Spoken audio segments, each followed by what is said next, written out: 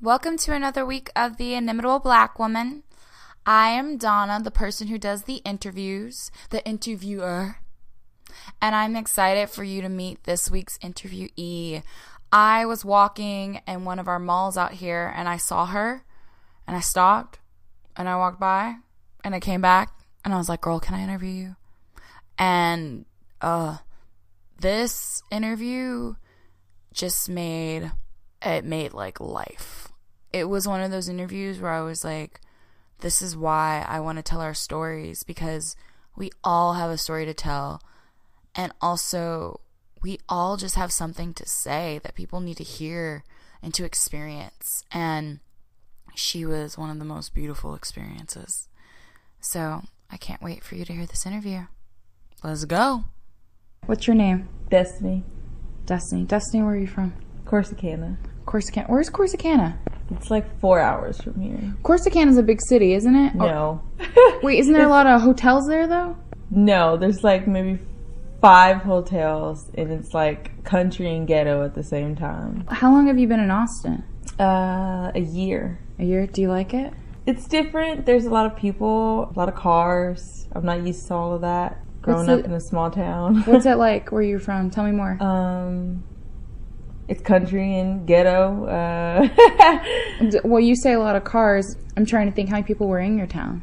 Population 3,000. Oh. So to me, it's small. Austin is like 20 times, 50 times bigger than, to me anyways, you know, from growing up from a small town to moving to Austin, all the cars honking at you and all the people walking. It's like New York to me. So it's different. Why did you decide to move here? School. Yeah. So right now I go to ACC, and then I plan on transferring to UT or Texas State. How old are you? I just turned 20 2 months ago. You're a baby. I'm a baby. I did not know that. Yeah, I'm a baby with the husband. How old's your baby? She'll be 2 in September. She'll be 2? Yeah. Her husband 22? No, he just turned 20 last month. Okay, I see how that sounded. It sounded like I said 22, but I was saying 22. Okay, so 2 babies. No, 1 baby. 1 baby. But no, I'm saying you're a baby. Oh, yeah, I'm a baby. So Yes. 2 babies and a baby. Yeah. Boy or girl? She's a girl. She's a girl? Yeah. Oh my gosh, she's precious. Oh, yeah. Girl, look at these eyes. Oh, yeah. It's like they're blue, green, gray. But they're like half her face. Yeah. They're like so big. She looks like a doll. I got that a lot when she was a baby. People were like, oh, she's so cute. She looks like a doll. Like, all the time. All the time. You know those, what are those dolls called? Cabbage Patch? Cabbage Patch. Yes. People say she looks like a cabbage patch doll. Oh. I love it. So when you found out you were pregnant, what was your reaction? In all honesty, it was abortion. Mm-hmm. Because at that time, I wasn't living with my adopted parents. We'd have gotten to it over something stupid. So I was living with him and his family. Mm-hmm. And at that time, I was trying to finish school, high school, and I was also taking college classes, and I was also working.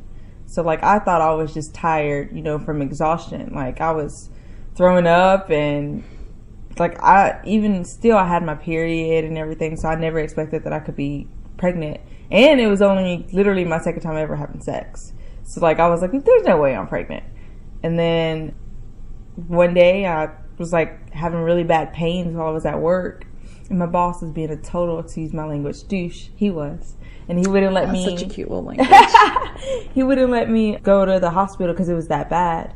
And her dad picked me up and was like, no, we're leaving to go to the hospital.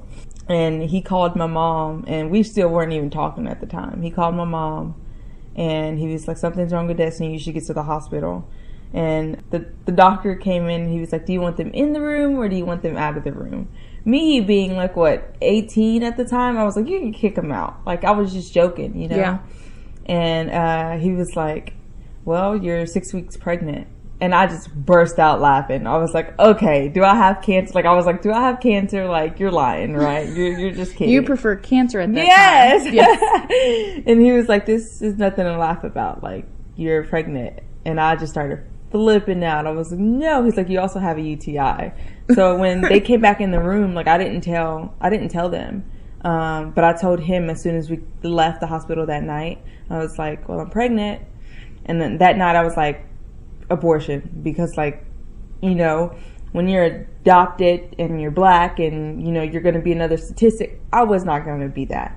But it was the next day he pulled up to like this place I was staying at, and he was like, we can do this. We got this. So it was all him. It was him. But like what killed me was like the day before I had got baptized. Mm-hmm. So I was like the day after I found out I was pregnant, I was like, really, God? Really? I was like, I'm just starting to figure out life or get it together or something. So yeah. When did y'all get married? Last May 27th. So what was the most surprising thing about becoming a mom? Everything, honestly. I still look at her and I'm just like, how are you alive? Like, from my past, being a mom is amazing. It has its ups and downs.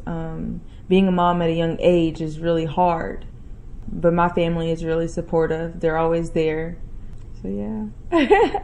I love it. You're so cute.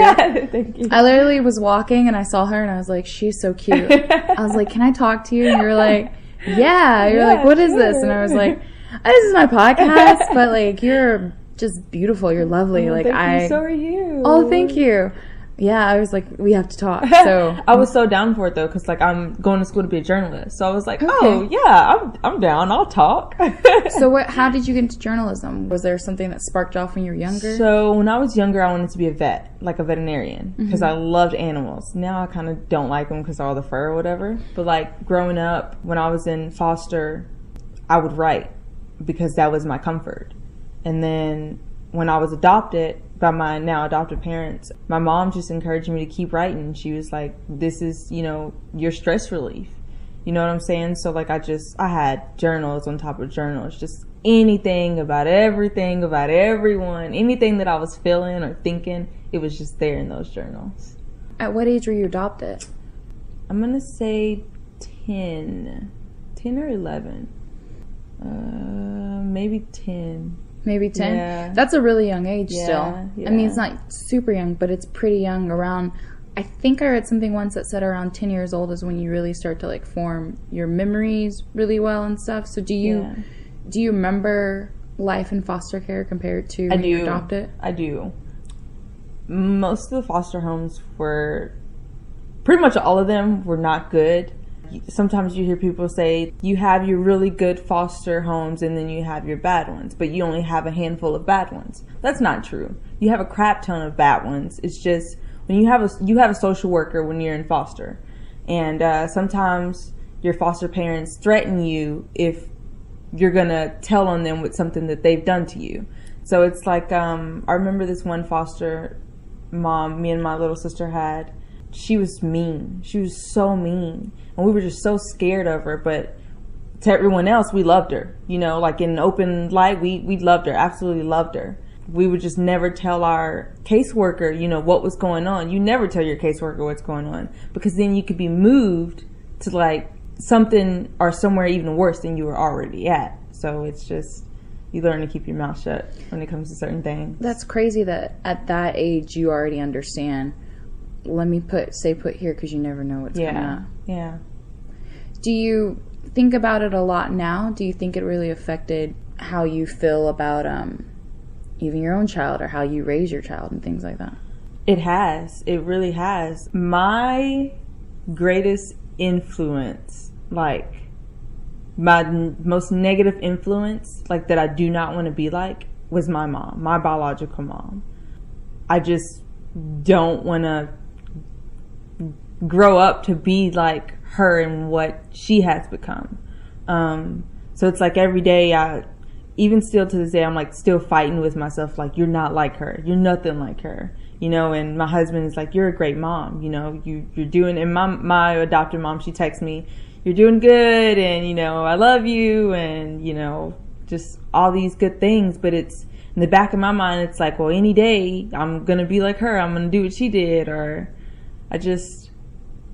I want to be the best. I think any parent would want to be the best parent that they could be when it comes to your kids. You want to protect them, but it's just when you have a kid, it's so much love that you didn't know that you had for that one person. Like, I love this baby more than I love anything else in the world. And like, I was talking to my mom and I was like, I'm not having any more, because like, how could I love a different child as much as I love this child? You know? So I was like, obviously I'm the favorite child because technically I would have been born first. So. So you have a younger sister? I have a younger sister. She is 17. She'll be 18, I think, in November. And then I have, who's my biological sister. And then I have a little brother who's our adopted brother, and he is, I want to say, 11.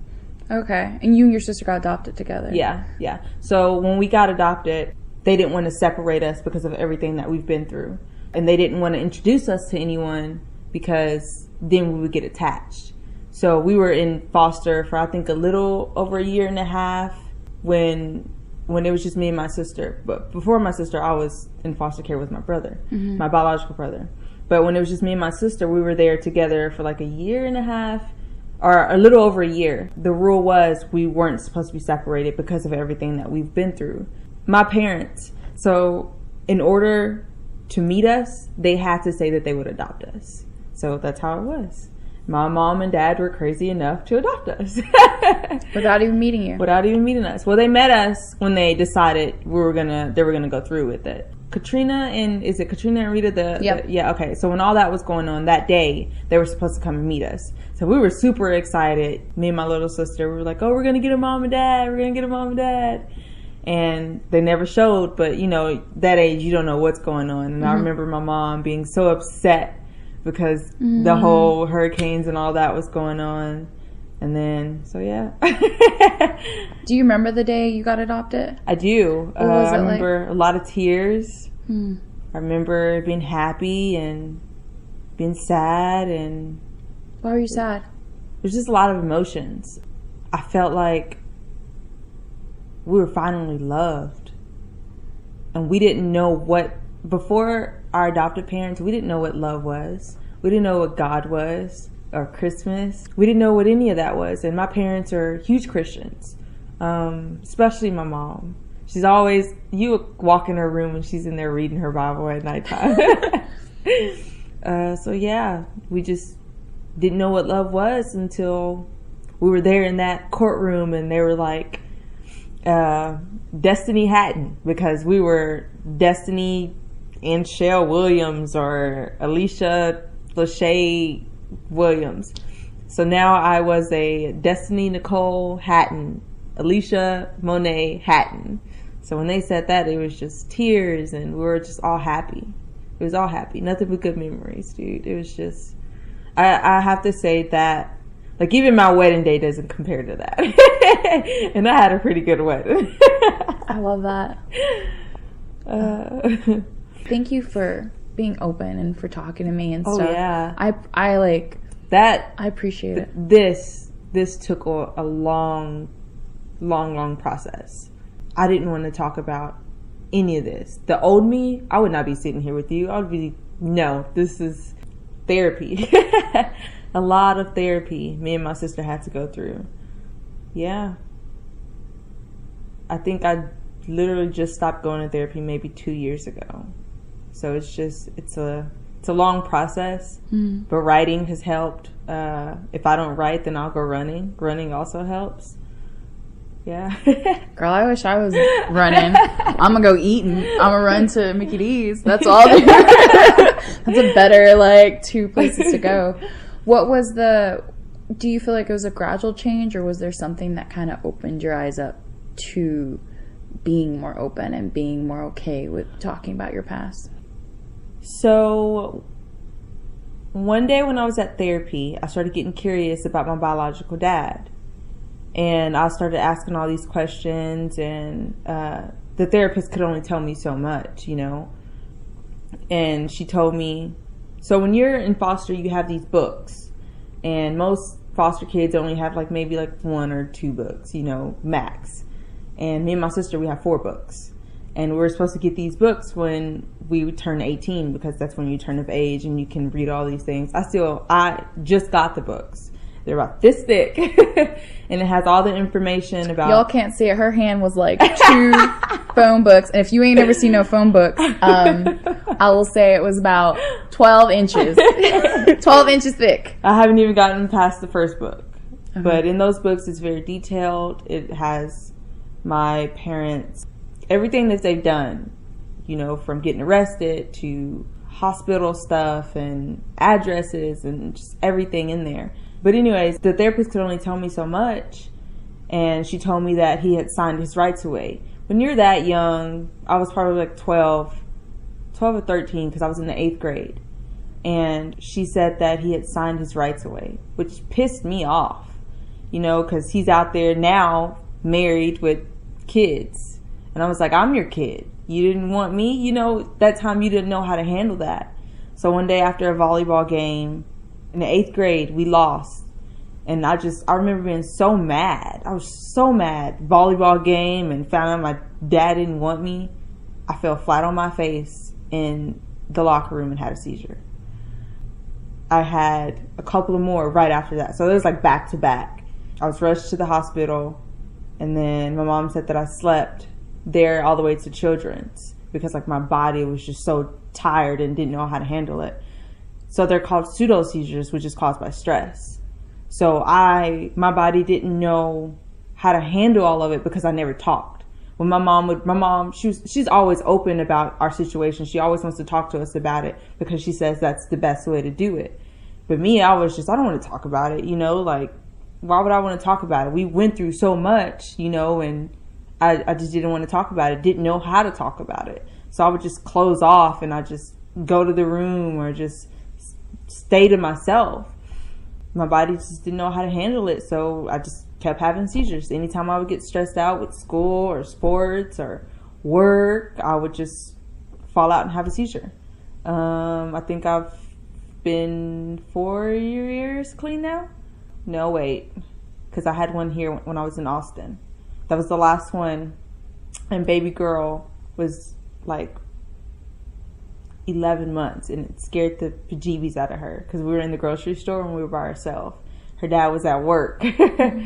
So she was pretty scared, but that's the last time I've had one. So I think I've been doing pretty good. So just being able to let it out? Yeah, helps. It helps a lot. So when they say talking helps, they're not lying. Do it. Yeah.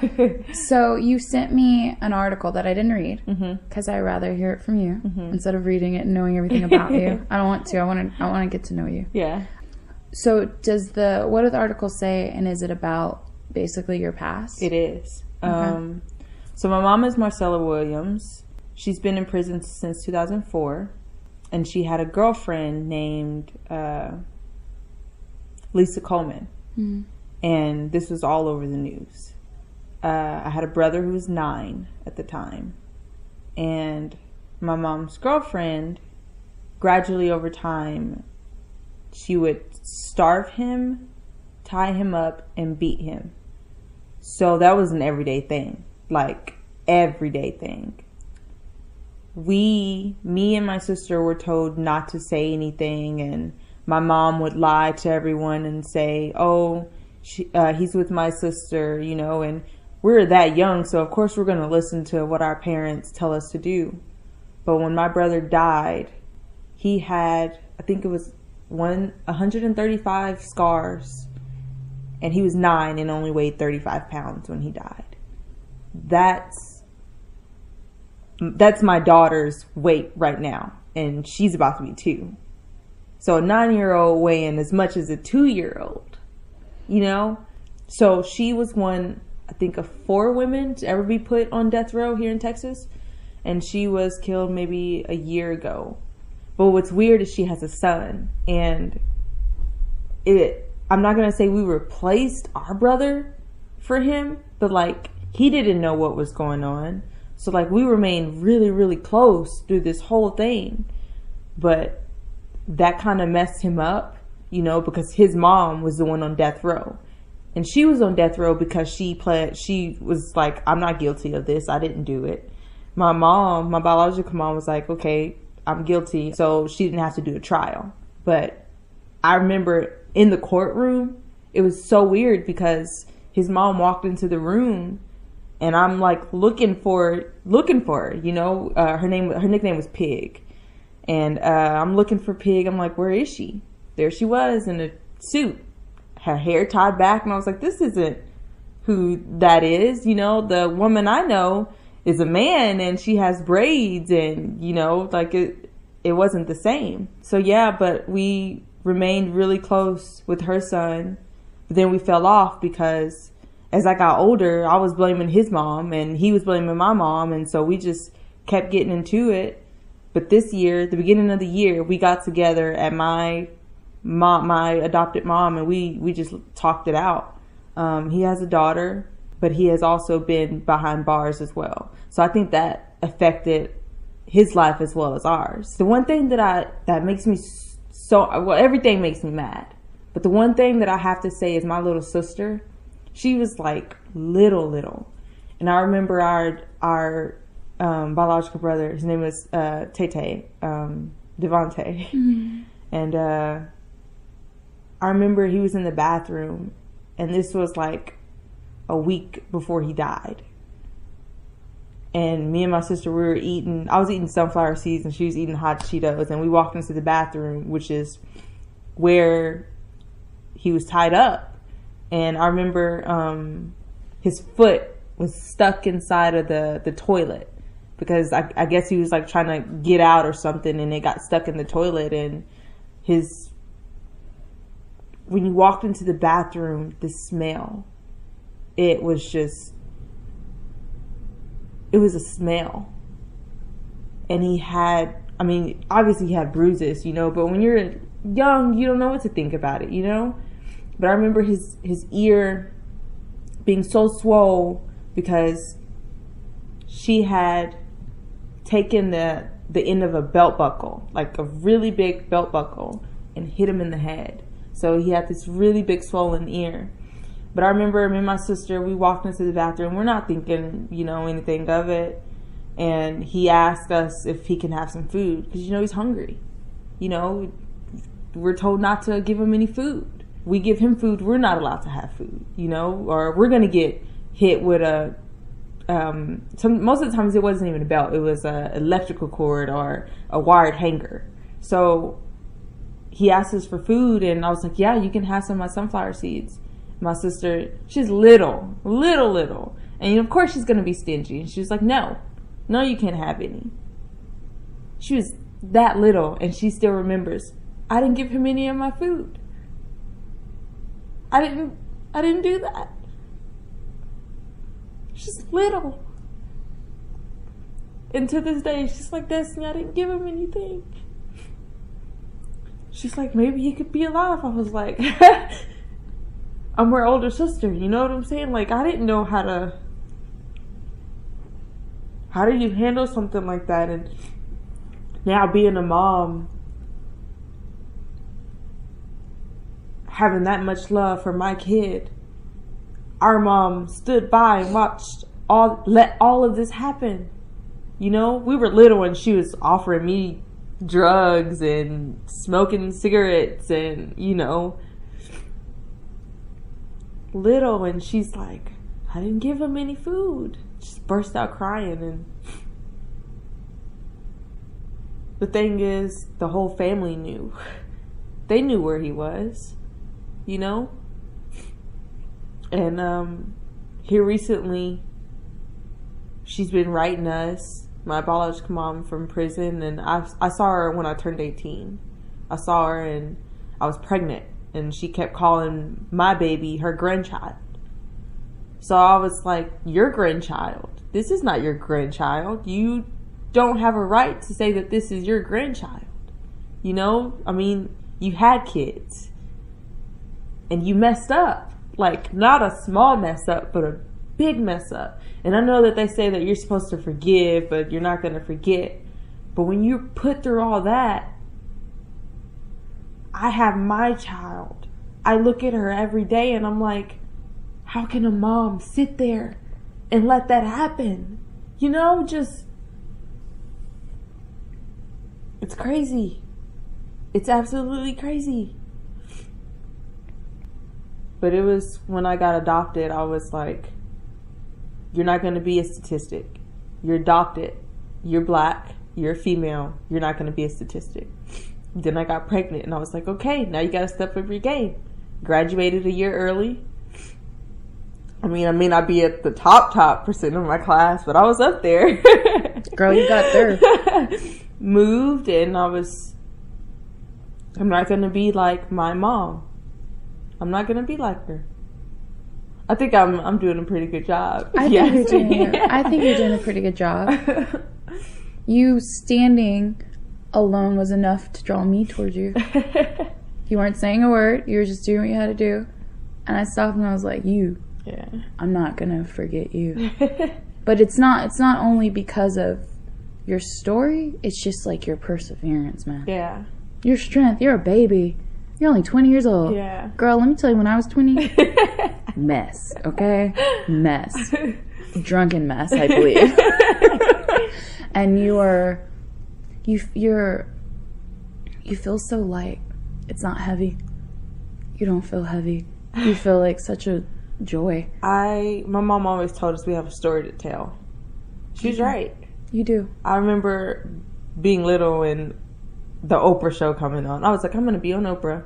And then I was kind of sad when it went off? Yes. I was like, I don't care. She's going to call me and she's going to want to do an interview with me. You know what I'm saying? Like, I'm going to tell my story. Like, I mean, I may not be... Okay, so I kind of started trying to write a book, but I mean, it's kind of hard. It is. Writing's hard, but that doesn't mean you're not going to do it. Yeah. I have to get past these books. Those books are very, very detailed. A lot of it is just like, oh my God, you know? I remember there's a part in there where my biological dad punched my mom in the stomach when she was pregnant with my sister, and it was bad. Choked her and just... so much. Are you able to look at your mom as a person yet, outside of being your mother? My biological? She is a person. I never not looked at them like they were a person. Do I think she's a coward? Yes. I remember when I went to go see her, and I remember this. She brought up the time where we were living in the projects. We've always lived in the projects. We were living in the projects, and like these are like the real bad projects. Mm-hmm. And I remember my mom and can't even think of her name, Pig, got into it, and I was like, come on, Mama, let's just leave. We can go, we can leave. And this was before, you know, the starving and all that of my brother. I was like, let's just leave. She was like, I should have listened to you. You were a kid and you were telling me, let's just go. It's crazy. It really is crazy. But I have to look at it as if I know that there are kids and there are way worse situations than, you know, what me and my sister have been through. So it's like I can't let that affect anything that I do from here on out. You know what I'm saying? Like, that's not an excuse for me to fail out of high school or have like 4 kids and not take care of them. Like, no, I'm gonna do what God put me on this earth to do. Like, I honestly believe we met for a reason. I believe that. Yeah. I do. Like, I do too. I do. I do too. I believe that. Yeah. I don't know what yet, but yeah. Yeah. I adore you. Yeah. You do have a story to tell, and you know other kids that are going through things like that or in the system. Mm-hmm. If there was a 10-year-old girls, 10-year-old black girls, or just kids in general around your age, what would be something you'd want them to know? What is something that you'd want, like, another 10-year-old girl potentially going through a rough time to know about themselves? You're not alone. You're not.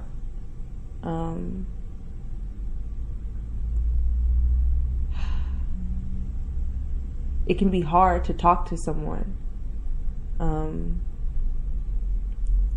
But you have to talk. If that's through writing or running, you have to find that one something that you love. If that's playing basketball or anything, you have to find something. I mean, it's hard if you don't, because then you're just thinking of all the bad things, all the things that you've been through. You have to find that outlet. You do. And I know that it could be hard to talk to someone. It took me 5+ years. But you have to talk. Yeah. I think as a woman or a girl in general, you're going through all these emotions, even if you're not in the system. You know what I'm saying? Like you're going through all these things, and you think that you don't have anyone to talk to. But the girl beside you in the classroom is probably going through the same thing or much worse.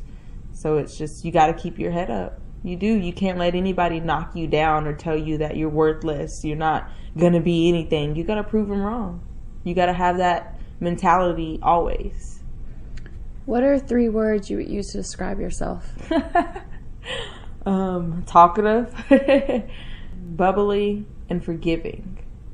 I think that is the biggest one, because even after all of this, I do forgive them, but I'm not going to forget it. What do you think is the biggest misconception about Black women? We're all ghetto, for one. I think we're looked down on. Like we're not going to be anything. We're all the same. Look at us now. Look at us now. If you had the attention of the whole world, what would you say? I think I would say we have to be better as humans. We have to take a step back and actually look in the mirror instead of blaming the person next to us. If we want a better world, we have to start with ourselves. That's that Michael Jackson song. Man in the Mirror. That song is deep. That's what oh man. Is there anything else you want to say? I would say, if it wasn't for my family that I have now, because I say adopted family, but they are my family. They are my blood. I have to say thank you, and because I mean they were crazy to, we're gonna adopt these 2 kids that we've never met. You know what I'm saying? Like, if it wasn't for them, who knows where we would be. I have to say thank you, and I love you guys, and it wasn't just them who has helped me throughout my life. It's teachers, and I remember there's one teacher, Miss Thomas. Oh God, I will never forget her. I think she still lives in my hometown. From starting school with straight F's to coming up to B's and A's because of her. Miss Cotrere, for introducing me to writing. Like, I didn't know how to write. My B's were supposed to be D's, and it's just all these people. The biggest one, Miss Daniels, my high school counselor, sitting me down in that chair. Because, I didn't tell my parents I was pregnant until after prom, which was 6 months. And because I was tiny. I was real tiny. You get away with it. I was tiny. She's sitting me down in that chair. Girl, you better tell your parents that you're pregnant. If you don't, I will. Setting me straight. We're going to be a great mom. And my daughter's godparents, David and Morgan Hargrove, God, if it was not for them giving us this push to move to Austin, we would probably still be in Corsicana on our 4th child.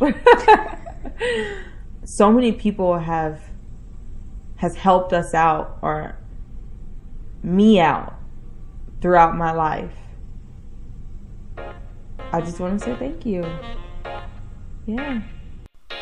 Okay, that interview was heavy, but y'all, when I tell you, it just spoke to everything in me. It spoke to everything in me, because you never know where people have been, what they've gone through, what they're currently going through, and just what they persevered over. This girl, I looked at her and I was like, you You are the truth. You are amazing. You are just so refreshing and loving, and you are a fighter and you have overcome. And I just felt so blessed to be in her presence. For real. For real. I randomly stalked her because she was cute, but really, she was more than that. More than that. Now, if you loved this interview, please share it. Please post it. Please get the word out about the podcast. And as always, subscribe, rate, review. If you want to be interviewed by me, if you're in Austin, if you're not in Austin, and if I travel and you're there, I will definitely want to interview someone. So my email is theinimitablebw@gmail.com. My Instagram is theinimitablebw. Please follow. And yeah, thank you so much for being here and listening. And I appreciate it so much. I really, really do. Yeah. So if you haven't caught any past interviews, please do. They're all amazing. Every single person is different. Every single person brought just something to my life, man. So check them out. And I will see you not next week, but the week after the new interview. Love ya. Bye. Kisses, smooches. Hug the kids for me. Bye.